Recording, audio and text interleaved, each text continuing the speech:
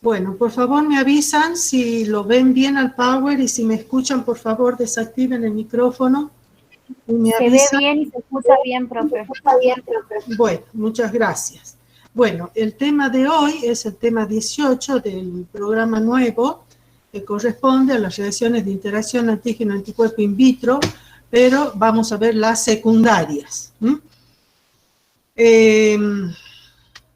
Entonces, ya hemos venido hablando sobre el tema. Cuando un antígeno, este antígeno, ingresa a un huésped, va a estimular su sistema inmunológico, de modo que va a inducir una respuesta tanto inmune humoral, con producción de anticuerpos y células de memoria, y también va a producir una respuesta inmune celular que corresponde a células sensibilizadas y también a células de memoria.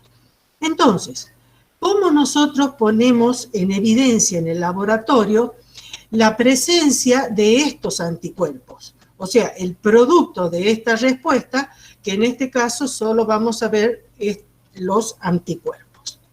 Esto lo hacemos mediante reacciones que se llaman reacciones de interacción antígeno-anticuerpo. Estas reacciones hay pruebas que son in vitro, quiere decir que son reacciones que se hacen en el laboratorio, y hay reacciones in vivo, en las cuales se utilizan animales de experimentación.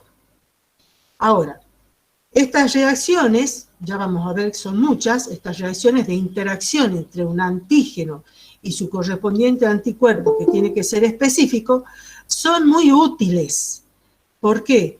Porque debido a la alta especificidad que tienen los anticuerpos por el antígeno que le ha dado origen. Ya hemos hablado de la especificidad entre un antígeno y un anticuerpo. A ver, un momentito que, bueno, no puedo.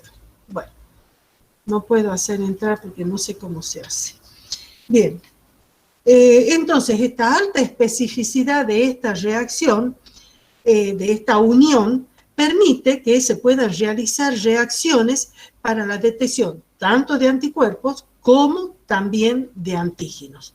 Y esas son reacciones que se llaman reacciones de interacción entre un antígeno y un anticuerpo. Hay reacciones de interacción primarias. Estas reacciones miden directamente la unión del anticuerpo con el antígeno que le ha dado origen. Y las reacciones de interacción secundaria miden cambios físicos de la interacción entre el antígeno y su correspondiente anticuerpo y su correspondiente antígeno. Ya vamos a ver qué son las reacciones de precipitación y las reacciones de aglutinación. ¿Cómo podemos clasificar las reacciones de interacción antígeno-anticuerpo in vitro? Reacciones primarias y reacciones de interacción secundaria. Dentro de las reacciones de interacción primaria, vamos a ver inmunofluorescencia directa e indirecta, el enzima inmunoensayo ELISA, citometría de flujo, inmunoperoxidasa, Western blot. Y dentro de las reacciones de interacción secundaria, tenemos reacciones de precipitación y reacciones de aglutinación. En las reacciones de precipitación pueden ser en medio líquido o en medio gelosado. En medio líquido tenemos cualitativa, reacción que se llama Rintes, y cuantitativa, que es la determinación de la zona de equivalencia y la inmunodifusión y la determinación de la zona de equivalencia. Y en medios gelosados tenemos cualitativa, que es la reacción de Auster-Loney, la electroforesis y la inmunoelectroforesis, y cuantitativa, la inmunodifusión radial. Dentro de la aglutinación pueden ser directas o también se llaman indirectas o pasivas, que está la hemoaglutinación, la prueba de Kunz.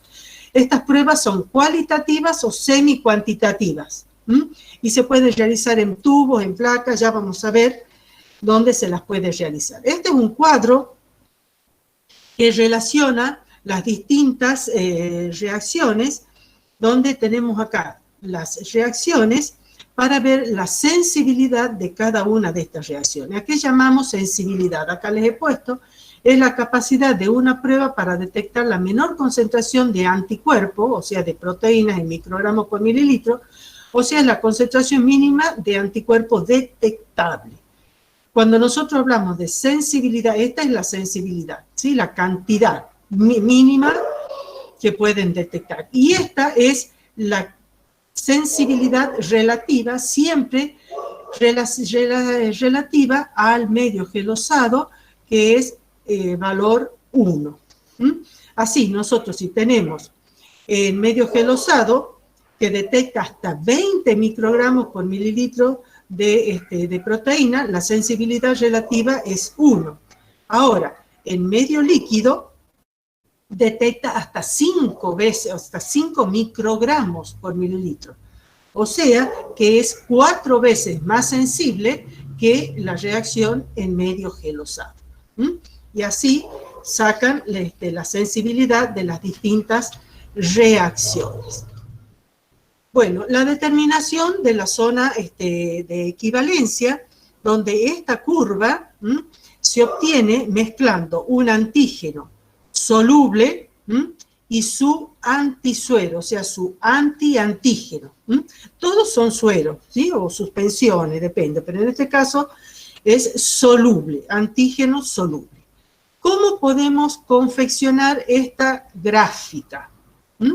Entonces, en una serie de tubos de ensayo se colocan cantidades crecientes, acá está, cantidades crecientes de un antígeno soluble y se agregan cantidades constantes de un determinado antisuero, específico del antígeno, por supuesto. Se completa volumen, porque todos los tubos estos tienen que tener 5 mililitros, después se incuba en la estufa 1 hora a 37 grados centígrados y observamos la precipitación que hay en los tubos. La precipitación van a ver que es como algo, como una nube gelatinosa que se forma, se enturbia un poco el medio y si eso lo dejan esa serie de tubos, lo ponen en la heladera, al otro día van a ver que todo ese precipitado ha ido al fondo y forma como realmente precipitado.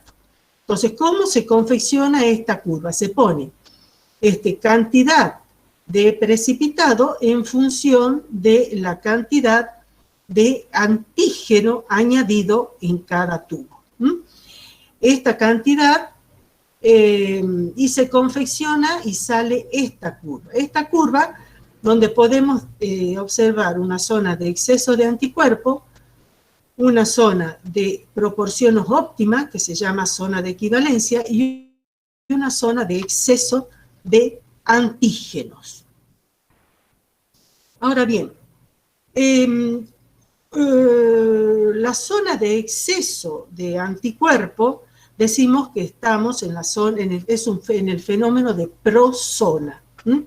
Acá, que son los primeros tubos de esta curva, que tienen poca cantidad de anticuerpo, de antígeno, porque recién ponemos la cantidad de antígeno, sobra anticuerpo que no está formando la interacción entre el antígeno y el anticuerpo. Por eso se dice zona de exceso de anticuerpo. En la zona de exceso de antígeno se agrega, es la zona donde se ha agregado más cantidad de antígeno, entonces se va a formar más cantidad de precipitado, pero llega un momento en que la precipitación disminuye y no aumenta más y ya comienza a disminuir. Y ya lo vamos a ver enseguida por qué ocurre esto. En la zona de las proporciones óptimas, o sea, en la zona de equivalencia, es donde ocurre la mayor precipitación, que son los tubos que están en el medio de la gráfica. En estos tubos hay cantidad máxima de precipitado. ¿Por qué? Porque tanto el antígeno como el anticuerpo están completamente unidos.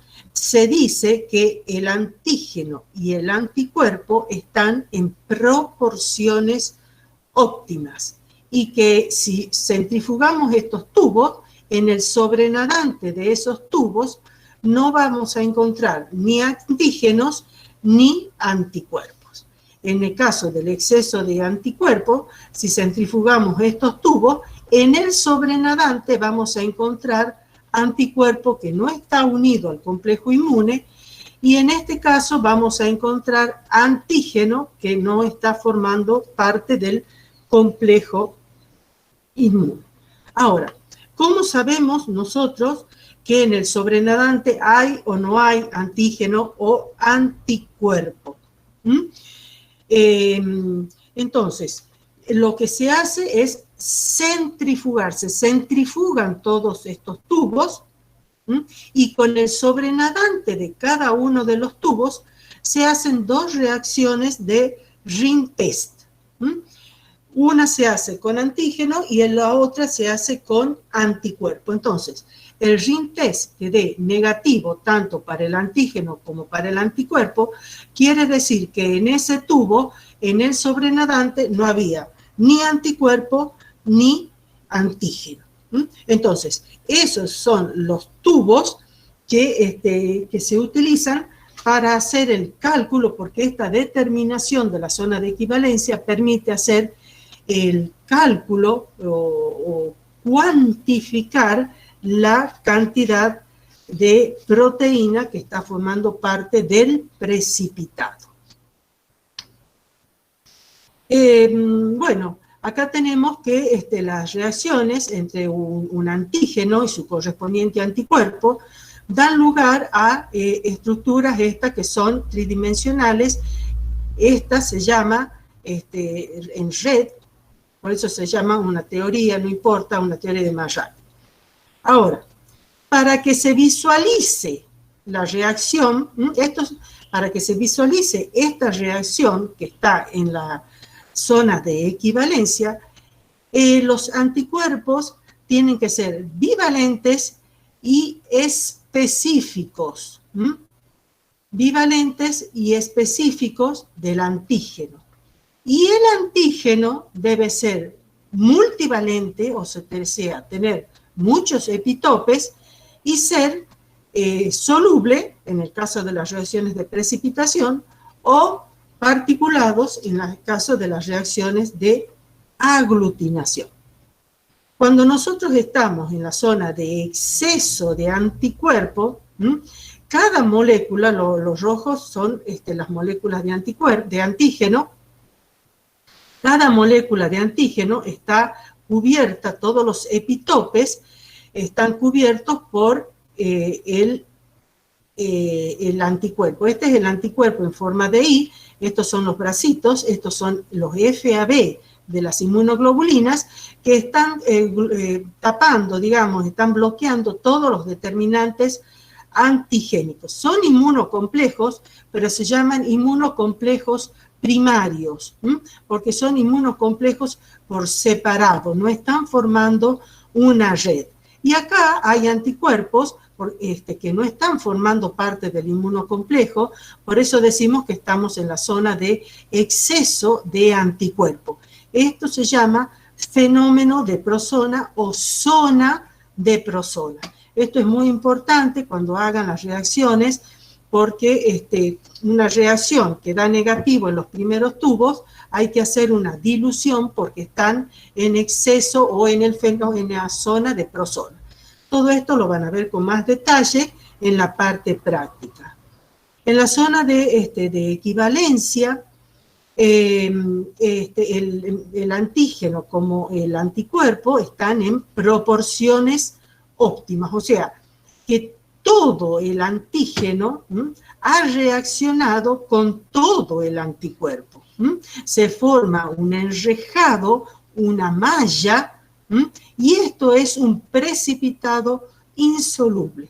A diferencia de lo que sucede en la zona de exceso de anticuerpo o en la zona de exceso de antígeno, acá se forma un precipitado que es insoluble y que no queda libre, ni hay moléculas de antígeno ni moléculas de anticuerpo.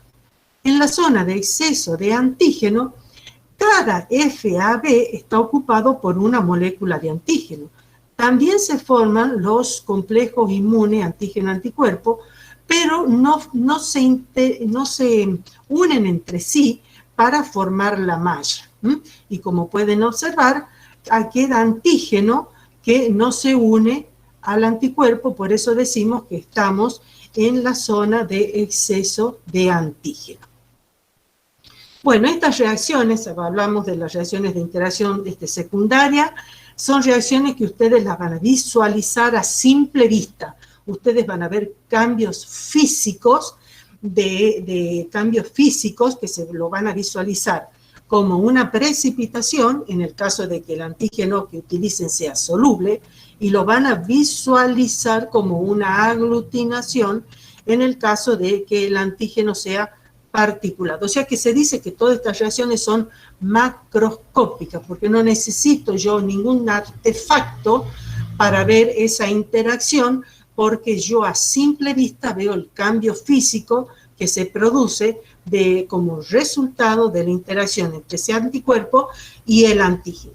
Son reacciones que van a depender de la temperatura, de la concentración de electrolitos, por eso hablamos que se tienen que hacer en solución fisiológica. Forman complejos insolubles, significa que una vez que el antígeno y el anticuerpo se han unido, a medida que pasa el tiempo se van a formar esta red o enrejado, que ya no se va a poder disolver. Bueno, vamos a comenzar con las reacciones de Rintes. Ya hemos dicho que son reacciones de precipitación en medio líquido cualitativa. Esto lo van a ver muy bien en la parte práctica. Solo, van a usar unos tubitos capilares, que son estos tubitos chiquititos que tienen aproximadamente 3 o 4 centímetros, son muy chiquititos, abiertos en un extremo, cerrados en el otro extremo, y en el cual se agregan los reactivos. Van a agregar primero se agrega el anticuerpo, porque es más denso, va al fondo, y después por las paredes muy suavecitos se agrega el antígeno, se deja pasar un tiempo, se incuba, se da un poquito de calor, y vamos a observar en la interfase un anillo. Si realmente el antígeno y el anticuerpo han reaccionado. Bueno, este es otro ejemplo donde se utiliza leche. Bueno, podemos utilizar para detectar tanto anticuerpos como antígenos en materiales biológicos. Anticuerpos, siempre cuando yo hablo y digo anticuerpos, siempre tengan en cuenta que el anticuerpo no está en el aire, siempre el anticuerpo está en un suero o cualquier otro líquido biológico. Y también sirven para detectar antígenos, por ejemplo, antígenos en aguas contaminadas o en materia fecal. Son reacciones que se pueden utilizar perfectamente. Muy utilizado en investigación cuando se están preparando sueros, utilizando animales de experimentación. Todo esto lo van a ver con más detalle en el práctico. Bueno, esta es la definición de precipitación. Es una reacción entre un antígeno soluble multivalente y su correspondiente antígeno homólogo o específico, es lo mismo, bivalente, en condiciones fisiológicas de temperatura, concentración, pH, agitación. La agitación van a ver que es muy importante en las reacciones de aglutinación, sobre todo para visualizar, acá tenemos la definición de aglutinación, donde acá tenemos que es una reacción entre un antígeno particulado multivalente y su correspondiente anticuerpo homólogo específico bivalente. Si no son bivalentes y es monovalente, la reacción no se va a producir. Por eso es muy importante decir que es bivalente. Bueno, en solución fisiológica, la agitación aumenta la velocidad y la viscosidad del medio retarda la reacción. Bueno, vemos la reacción de Auster-Lony, que es una inmunodifusión. Vamos a ver también que la inmunoelectrotransforesis también es una inmunodifusión. La inmunodifusión radial también es una inmunodifusión, porque es la difusión de antígenos o de anticuerpos. Entonces, la reacción de Austerloni es una reacción de precipitación cualitativa, es una reacción de precipitación cualitativa en medio gelosado bidireccional. Ya vamos a ver por qué, porque difunden tanto el antígeno como el anticuerpo. Para esta reacción también lo van a ver muy bien en el práctico, pueden utilizar portaobjetos, cajas de Petri, placas de vidrio, ya van a ver que agregan, les van a enseñar que se agregue el gel, sobre ese gel se lo deja que se seque un poquito, se agrega el resto de agar y se hacen los pocillitos, se llaman estos, son distintos modelos.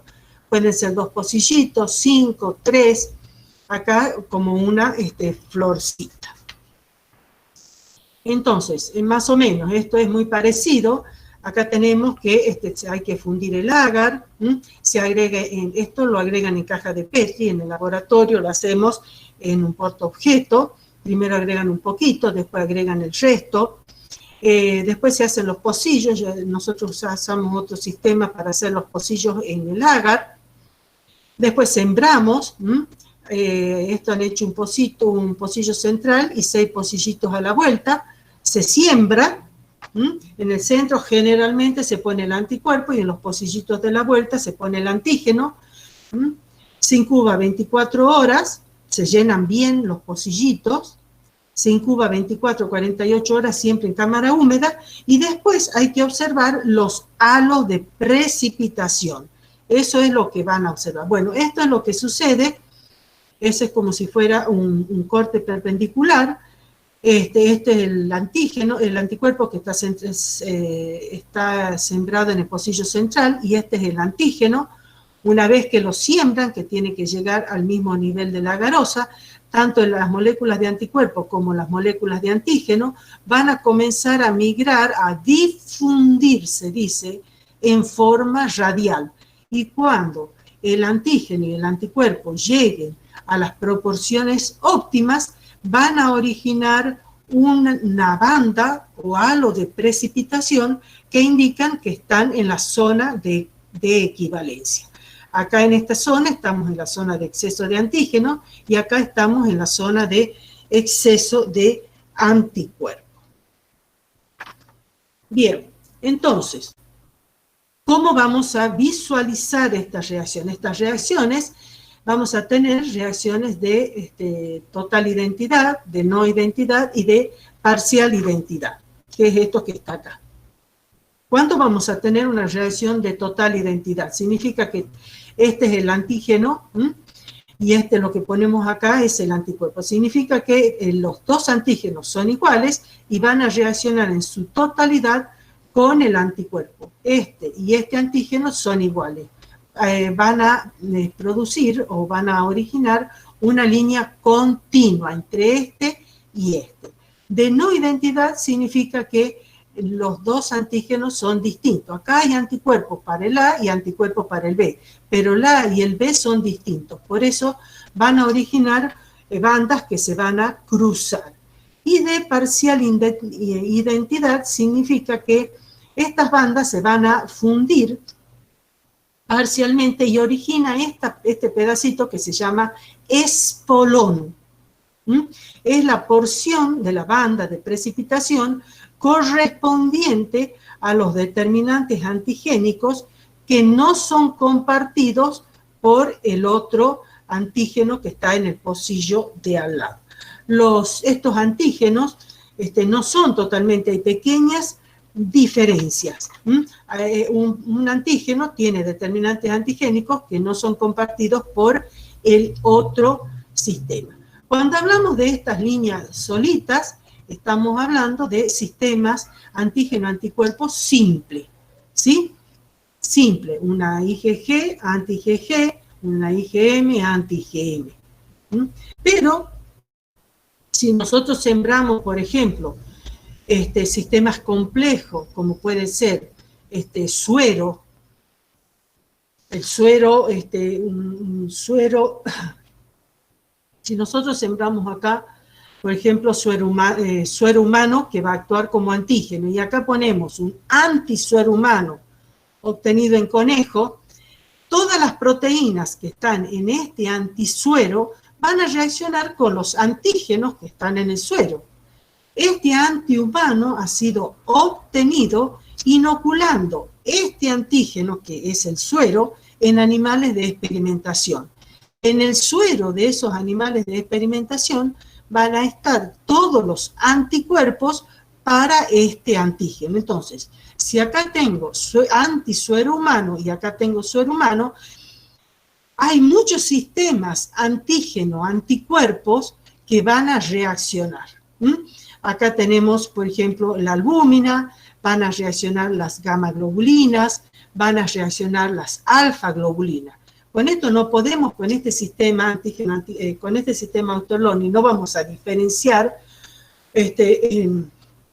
una precipitación si tenemos un sistema complejo IgG e IgM. Bueno, esas no se van a poder diferenciar porque este sistema es muy grosero para esa diferenciación tan simple, tan exquisita, pero sí se puede diferenciar entre la antialbúmina y la albúmina, entre las anti-gamma globulinas totales con la gamma globulina, las alfa globulinas, anti-alfa con anti-alfa. Bien, bueno, esto es un poco más de los mismos. Realmente cuando ustedes hacen las reacciones de Auster-Loney, las bandas de precipitación se las ven exactamente como están acá. Son estas como si fueran estas nubecitas, grisecito, total identidad, parcial identidad y no identidad. Bueno, esta es otra foto. Acá hay sistemas complejos, y esto es de total identidad. Bueno.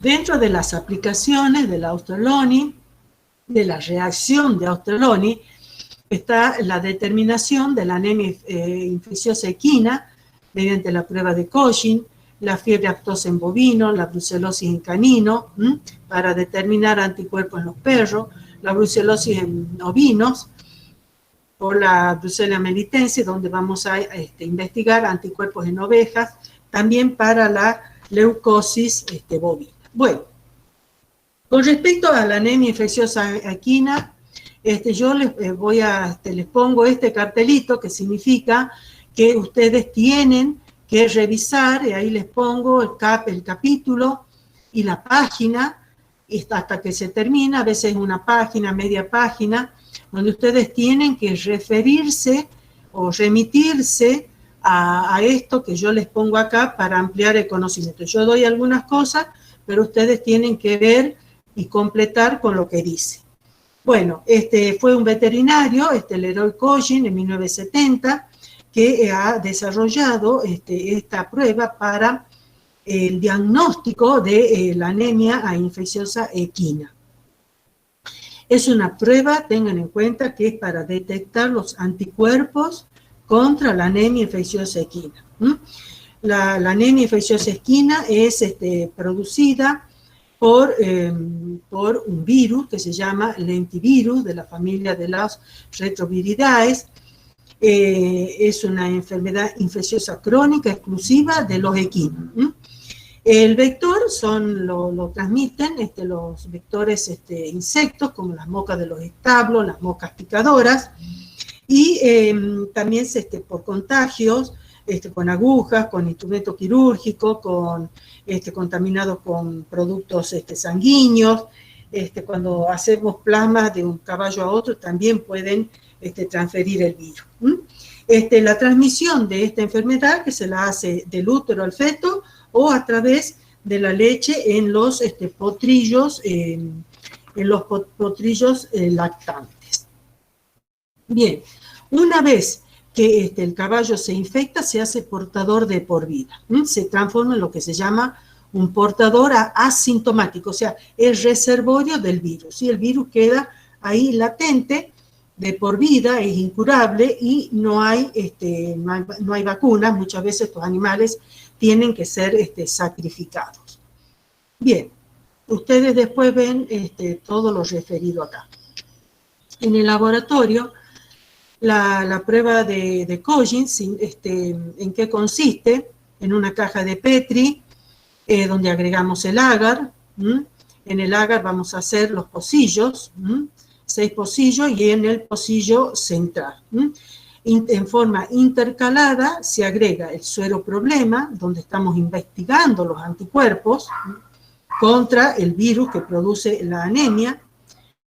En el 1, en el 3 y en el 5, en el 4, en el 6, en el 2, en el 4, en el 6, agregamos suero testigo positivo, un suero que sabemos que tiene anticuerpos contra el virus. Y en el 7 agregamos el antígeno. Acá va el antígeno, al revés de lo que yo les he dicho, por eso les dije que en las reacciones de Auto-Ohlone podemos poner en el centro el antígeno y en los pocillos de la periferia el anticuerpo, o viceversa. Este antígeno, que pueden ser extractos se hace macerado de los vasos de los caballos infectados con el virus, o puede ser antígeno del virus, o sea, el virus, obtenido de cultivos celulares. Ese es el antígeno que va en el centro del pocillo. Entonces, una vez que se lo siembra, hay que incubar en cámara húmeda ya les van a explicar en qué consiste, 24 a 48 horas, y cuál es la interpretación, lectura e interpretación de los resultados. Esta es una prueba negativa. Este es el suero problema, donde estábamos investigando la presencia de los anticuerpos, y este es el suero testigo. El suero testigo, por supuesto, va a dar una banda de precipitación, pero en el suero problema no hay anticuerpos contra el virus. Y esta es una reacción positiva, donde se forma una prueba de total identidad. Bueno, con respecto a la leucosis bovina, que también se utiliza este tipo de prueba para determinar los anticuerpos. Esta enfermedad es producida por un virus ARNA que infecta los linfocitos B, y produce una enfermedad linfoproliferativa donde hay mucha producción de linfocitos. Se desarrollan en estos animales linfosarcomas. Y la transmisión puede ser vertical, de la madre directamente al feto, o a través de la leche. Puede ser horizontal, de bovino a bovino, ya sea por sangre, por secreción nasal, por la orina, por semen, y puede ser también por un insecto. Entonces, para diagnosticar los anticuerpos vamos a usar el mismo sistema, una inmunodifusión radial. También podemos utilizar una ELISA. Por supuesto que las reacciones de ELISA son mucho más sensibles que las reacciones de inmunodifusión radial, y para detectar el antígeno podemos utilizar una reacción de PCR. Con respecto a la brucelosis bovina, es producida por Brucella ovis, que en el macho produce orquitis o epididimitis, el examen clínico, la palpación de los testículos, y en la hembra produce una inflamación de la placenta que produce abortos espontáneos, muerte recién nacido, infertilidad. Ahora, la identificación serológica lo vamos a hacer. Podemos identificar el antígeno en el semen, en los exudados del epidídimo, en las glándulas sexuales, y la identificación del anticuerpo lo vamos a hacer por reacciones de inmunodifusión como la Auto-Ohlone y reacciones de ELISA que son mucho más sensibles. Bueno, pasamos al proteinograma. El proteinograma, que es un sistema que va a separar los componentes proteicos de una mezcla en función de su carga. ¿Cuáles son las muestras que podemos usar? Podemos usar suero, orina, líquidos biológicos. Entonces, esta técnica se llama proteinograma o electroforesis. ¿Por qué? Porque va a separar o va a hacer un fraccionamiento de esos componentes que están en una mezcla por acción de la corriente, por acción de un campo eléctrico. Entonces, según la carga que tengan esas proteínas, cada fracción va a migrar hacia el ánodo o hacia el ánodo o hacia el cátodo. Ahora, la diferencia de velocidad que tengan estas proteínas, que va a depender de la carga de la proteína, de cada fracción va a dar una localización determinada que permite la identificación. Esto es el sistema que se utiliza para las cubas, donde se pone el buffer correspondiente, y estas se llaman tiras de acetato de celulosa. Bueno, acá se siembra en el cátodo, en el polo negativo, y se hace pasar la corriente. Las fracciones van a migrar, de acuerdo a su carga, van a tomar distintas localizaciones. Y estas bandas, que después son coloreadas, esta es una fracción, esta es otra fracción de proteína, cada una de estas corresponde a una determinada fracción proteica de esa mezcla, de ese suero. Y la intensidad que tengan cada una de estas fracciones es proporcional a la concentración de esas proteínas. Bueno, para cuantificar, porque se pueden cuantificar, se puede usar esta misma tirita, bueno, es todo laboratorio, esto se corta, esta parte se diluye en alcohol acético al 80% y después se determina la concentración. O se puede usar un densitómetro, donde directamente el densitómetro da el perfil de las distintas fracciones proteicas que tiene ese suero. En este caso, esta parte que está acá corresponde a la albúmina, esta es la alfa-globulina, la beta-globulina y la zona heterogénea, que son las gamma-globulinas. Recuerden, es la zona donde están las inmunoglobulinas. Todas estas se llaman globulinas, alfa-globulina, beta-globulinas y gamma-globulinas. Bien. Bueno, acá tienen estudiar mielomas y estudiar gamopatías policlonales en el capítulo 13, desde la página 163. Bueno, este es un perfil normal, que es el que hemos visto recién, donde la cantidad de gamma globulinas es normal. En el caso de, bueno, este es un aumento monoclonal, de la monoclonal de una determinada inmunoglobulina. Se forma como un pico. Esto está producido por enfermedades que se llaman mielomas. Esta es una radiografía, después lo buscan, la figura 13 de un perro que tiene un mieloma que está erosionando el hueso. Si le hacen un proteinograma, van a ver que este animal en su suero tiene el aumento monoclonal de inmunoglobulinas. Y un aumento policlonal de gamma globulinas, veríamos un perfil de esta forma, donde un aumento de todas las de todas las gamma globulinas. Bueno, entonces, el aumento normal, o sea, la concentración normal de cada fracción de globulinas depende de la especie animal. ¿Cuándo vamos a tener un aumento monoclonal? En el caso de los mielomas.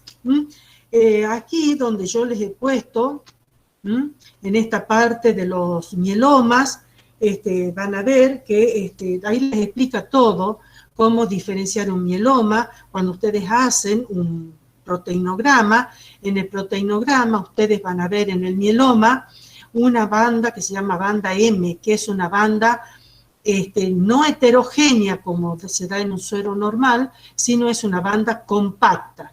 Eso llama mucho la atención porque estamos en presencia de la producción de un solo tipo de inmunoglobulina sintetizada en exceso. Bueno, ahí también les habla de que hay mielomas IgG, IgA, IgM, puede haber aumento de las cadenas H, las cadenas L también pueden estar aumentadas, estamos hablando de las cadenas L de las inmunoglobulinas. Cuando están aumentadas las cadenas L, que también se lo puede determinar por en el laboratorio, cuando hay un mieloma a cadenas L es gravísimo porque producen fallas renales, fallas en los riñones. También hay el mieloma a IgM, se llama macroglobulinemia, y es muy, muy peligrosa porque aumenta mucho la densidad del suero. Entonces eso hace que el corazón y todo el sistema sanguíneo trabaje más y se producen fallas en el corazón. Ese aumento de cadenas L que se producen en algunos mielomas se llama proteína de Benson-Jones. Bueno, ahí les dice todo eso, necesito que lo vean. ¿Cómo lo van a identificar? Bueno, van a identificar un mieloma primero con un proteinograma, después tienen que hacer una inmunoelectroforesis para identificarla y después una cuantificación de esa proteína. Bien. Tenemos también aumentos policlonales. ¿Cuándo vamos a tener un aumento policlonal de las gamma-globulinas? En el caso de enfermedades autoinmunes como lúpus eritematoso, artritis, miastenia, la deshidratación del animal va a producir una hiperproteinemia, la infección con bacterias gram negativas como Escherichia canis, infecciones bacterianas crónicas como el piómera o el opioderma, caballos infectados con parásitos, por ejemplo con Strongylos vulgaris, donde vamos a tener un aumento de la IgG, pero en general es policlonal. En enfermedades víricas, como la peritonitis infecciosa felina y en la fiebre porcina, y en distintas enfermedades que tengan daño hepático se va a producir un aumento policlonal de las gamma-globulinas. ¿Cuándo tenemos una disminución de las inmunoglobulinas? En las A-gamma-globulinemias quiere decir que no hay globulinas, y en las hipogamma-globulinemias que se pueden dar por inmunodeficiencias secundarias, por desnutrición del animal, porque tengan un síndrome de mala absorción, se producen las hipogamma-globulinemias con el perfil del perfil de proteínas que vimos recién. Pasamos a ver la enfermedad aleutiana del bisón. Acá tenemos estudiar en el capítulo 23, en la página 307, y el capítulo 13, en la página 165. Bueno, ¿qué es la enfermedad aleutiana? Es una enfermedad que es lenta, muy progresiva, que es producida por un parvovirus. Enferma a todos los bisones, pero es más susceptible al bisón que es recesivo para el gen aleutiano. El bisón que es recesivo para el gen aleutiano es el que tiene color blanco en su piel. ¿Cuáles son los síntomas que se va a observar? Baja reproducción, hay pérdida de peso, hay fenómenos de autoinmunidad, aumenta la susceptibilidad a las infecciones, hay muerte por insuficiencia renal y sobre todo se produce una hipergamma-globulinemia. Este es un perfil sérico de bisones normales. Observen la zona de las globulinas, y acá tenemos un aumento importante policlonal, una hipergamma-globulinemia en su suero. El suero se vuelve muy viscoso. Bueno, todo eso trae insuficiencia renal. Bueno, en esta foto, que está también muy linda, que está en colores allá, este es el hígado de un bisón. Van a ver que está todo infiltrado por células plasmáticas y por células mononucleares. todo esto es como consecuencia de la hiperviscosidad del suero. Se produce esto en el hígado.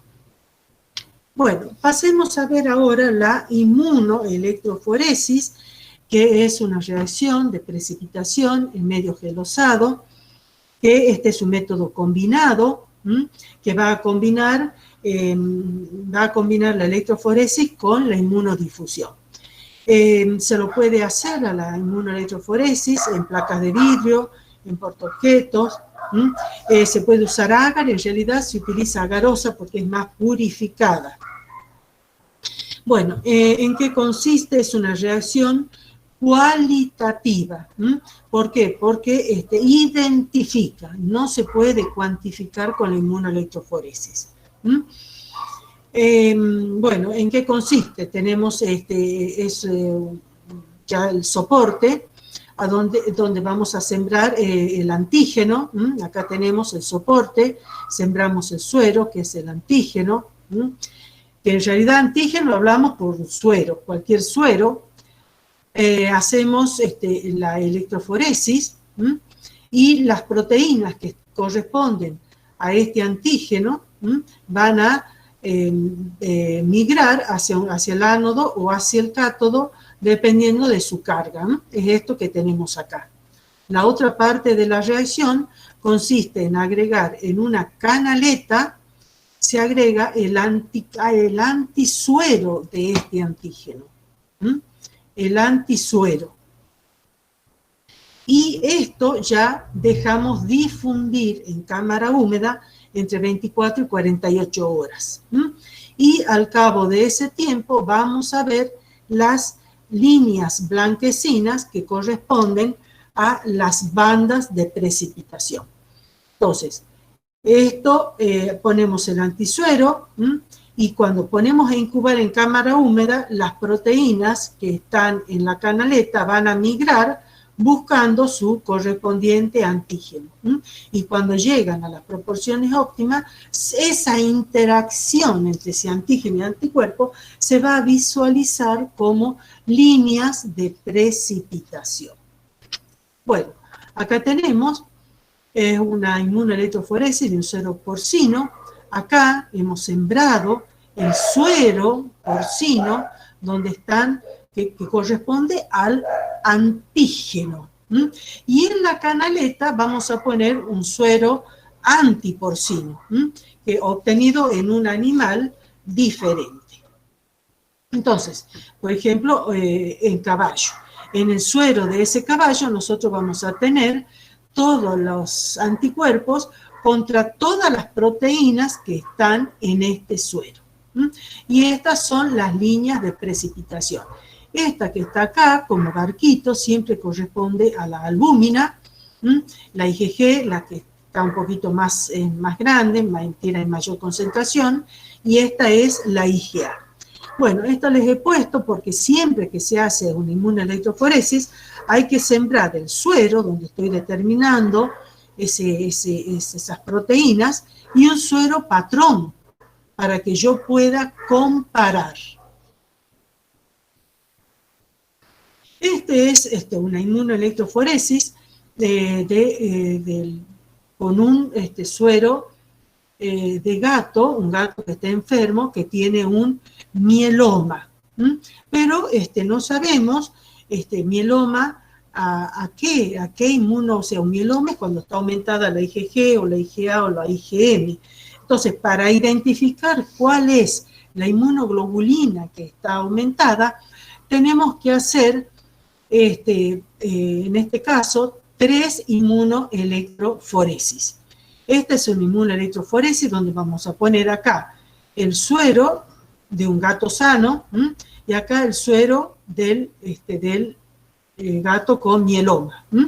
Y en la canaleta vamos a poner una anti-IgG de gato, o IgG antigato o anti-IgG de gato. Acá vamos a poner una anti-IgA de gato y acá vamos a poner una anti-IgM de gato. Entonces, el procedimiento es en 2 partes, como les he dicho recién. Primero sembramos los sueros con mieloma y el suero normal, hacemos la electroforesis y en la segunda parte de la técnica agregamos en la canaleta el antisuero y dejamos difundir 24 o 48 horas y tenemos que observar las líneas de precipitación. Bueno, en este caso tenemos que esta corresponde a la IgG de suero normal, que es exactamente igual a la IgG del suero de ese gatito que tiene mieloma. Entonces, no es un mieloma a IgG. En este caso, hemos puesto anti-IgA, este es IgA de suero normal, y esta es la IgA del suero con mieloma, son exactamente iguales, entonces no es mieloma IgA. Y en este caso tenemos que esta banda es mucho más gruesa y tiene dos curvaturas del suerito y es distinta de la banda que da con el suero normal. Por lo tanto, podemos decir que este mieloma que sufre este gato es con producción o secreción aumentada de la IgM. Pasemos ahora a la inmunodifusión radial. La inmunodifusión radial, que es una reacción de precipitación en medio gelosado, cuantitativa y unidireccional. Ya vamos a ver por qué. Entonces, primero hay que mezclar el agar o la agarosa con el antisuero, se lo mezcla y después se lo pone en una caja de Petri, se deja solidificar y se hacen los pocillitos. Acá el antisuero tiene los anticuerpos, o sea que cuando se solidifica este agar, los anticuerpos están fundidos en el agar o agarosa. Hay que decir agarosa, que es más purificada que el agar. Se hacen los pocillos, se siembra el antígeno en los pocillos, se tapa, se pone cámara húmeda y se deja difundir 24 o 48 horas. Entonces, esto corresponde al anticuerpo que está embebido, que hemos fundido junto con la agarosa, y esto corresponde al antígeno que hemos sembrado. Durante la incubación, el antígeno va a migrar y cuando encuentre los anticuerpos y estén en proporciones óptimas, van a dar una línea de precipitación, es un halo de precipitación. Decimos que es unidireccional porque solo el antígeno es el que difunde.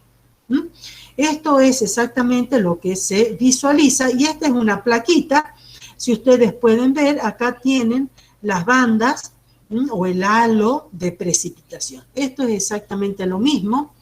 Este es un corte transversal, este es el agar donde hemos puesto el antisuero, agregamos el antígeno va a difundir en forma radial y donde encuentre a su anticuerpo en proporciones óptimas, va a dar un halo de precipitación.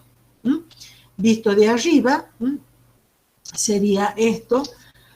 Bien, ¿cómo vamos a cuantificar? Porque hemos dicho que la inmunodifusión radial es una prueba cuantitativa que sirve para cuantificar.